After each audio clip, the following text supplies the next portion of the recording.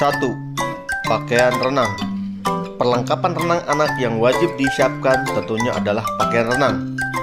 Sangat penting untuk mengenakan pakaian khusus untuk berenang, sebab pakaian renang memang dirancang khusus demi kenyamanan saat berenang. Pakaian renang menggunakan bahan yang sangat minim menyerap air, jadi tidak memberatkan anak saat berada di dalam air. Selain itu, pilihlah ukuran pakaian renang yang pas untuk anak, jangan terlalu besar ataupun kecil. Jika anak mengenakan pakaian renang, jangan terlalu besar. Ia akan membuat pergerakan lebih berat, sementara pakaian renang yang terlalu sempit bisa membuat sesak anak saat berenang.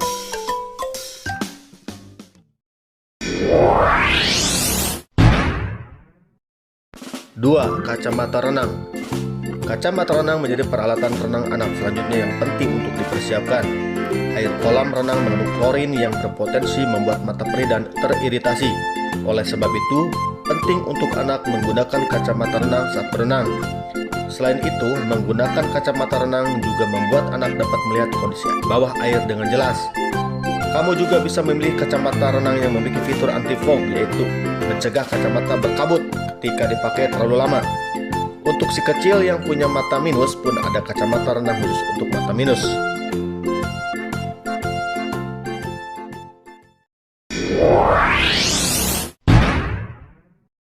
3. Topi renang. Walaupun sudah mengenakan kacamata renang, terkadang klorin dari air kolam renang masih bisa mengenai mata lewat rambut. Jika kamu ingin menghindari klorin masuk ke mata lebih maksimal, sebaiknya gunakan topi renang pada anak. Terlebih lagi pada anak perempuan yang berambut panjang. Rambut panjang akan lebih rawan mengenai mata. Topi renang umumnya memiliki bahan yang elastis, jadi tak perlu khawatir meski berambut panjang. Rambut yang basah juga bisa mengakibatkan gerakan kepala lebih berat dan lama-kelamaan mengganggu kenyamanan.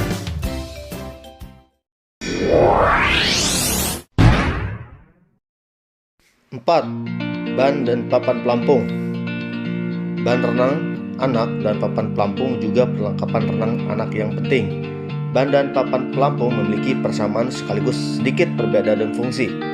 Persamaannya, kedua peralatan renang anak ini sama-sama memiliki fungsi menjaga anak tetap terapung meskipun belum terlalu menguasai teknik renang. Sementara itu, ada sedikit perbedaan antara kedua benda tersebut. Kalau ban hanya berfungsi untuk mengapung, fungsi lain dari papan pelampung adalah melatih kekuatan kaki. Papan pelampung tak hanya bermanfaat bagi pemula, yang sudah terlatih pun tetap perlu papan renang untuk melatih tendangan kaki.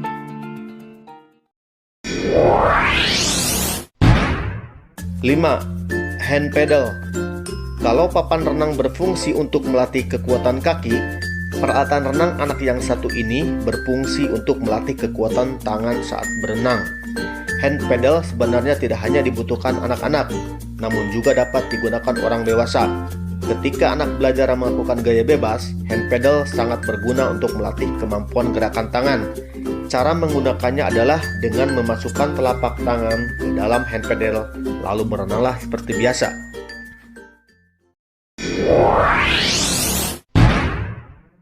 6. Kaki katak.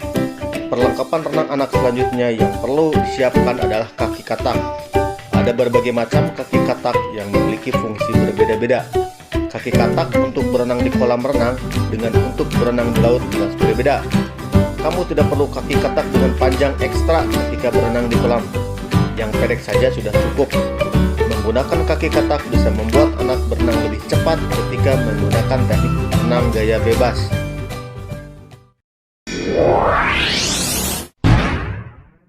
7. Pull buoy. Selain hand pedal, ada lagi peralatan renang anak yang memiliki fungsi melatih tangan saat berenang, terutama berenang gaya kupu-kupu. Ketika berenang dengan gaya kupu-kupu, kaki cenderung mudah tenggelam. Dengan menggunakan pull buoy, kaki akan tetap terangkat. Kamu hanya perlu menyuruh si kecil menyebutkan pull buoy di antara kedua paha. Dengan begitu, kamu tak usah khawatir kaki akan turun. Membiasakan pemakaian pull buoy pada anak dapat melatih mempraktikkan gaya kupu-kupu yang benar sejak kecil, sehingga kaki si kecil pun terbiasa untuk terangkat lurus.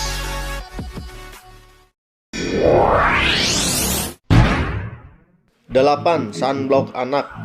Berikutnya, sunblock juga penting jika si kecil berenang di kolam terbuka. Berada di dalam air memang bisa membuat suhu badan sejuk dan tidak menyadari paparan sinar ultraviolet. Namun, sebenarnya sinar matahari dapat menyinari seluruh badan anak. Agar kulit anak tidak mudah gosong, selalu oleskan sunblock khusus anak sebelum memulai berenang. Memakai sunblock sebelum terpapar sinar matahari akan memberikan proteksi yang lebih maksimal.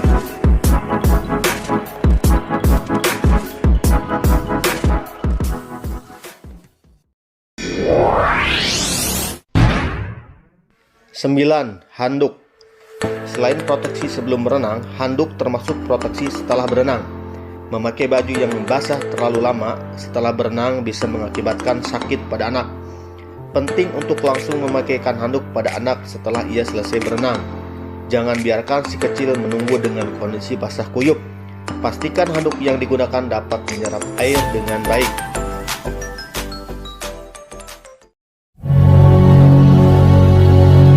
Dan yang terakhir, ke-10, peralatan mandi.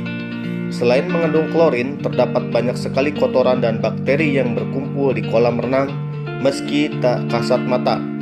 Maka dari itu, penting untuk membersihkan kotoran yang menempel tersebut dari tubuh anak. Karena bilas dengan air saja tidak cukup. Peralatan mandi dibutuhkan untuk membersihkan badan anak. Kita bisa membawa sabun dan sampo dalam kemasan ekonomis agar praktis dibawa kemana-mana. Berenang memang aktivitas yang menyenangkan untuk dilakukan. Namun, jangan sampai kita meremehkan faktor keselamatan saat berenang bersama anak. Selain untuk faktor keamanan, beberapa perlengkapan renang anak di atas juga dapat memaksimalkan aktivitas berenang dan si kecil pun bisa menguasai gerakan renang dengan cepat. Demikian 10 perlengkapan berenang yang wajib dibawa dan dimiliki sebelum beraktivitas berenang. Semoga bermanfaat. Jangan lupa berikan dukungan pada channel ini supaya bisa maju dan berkembang dengan menekan like, komen, subscribe, serta share video kami ini. Terima kasih.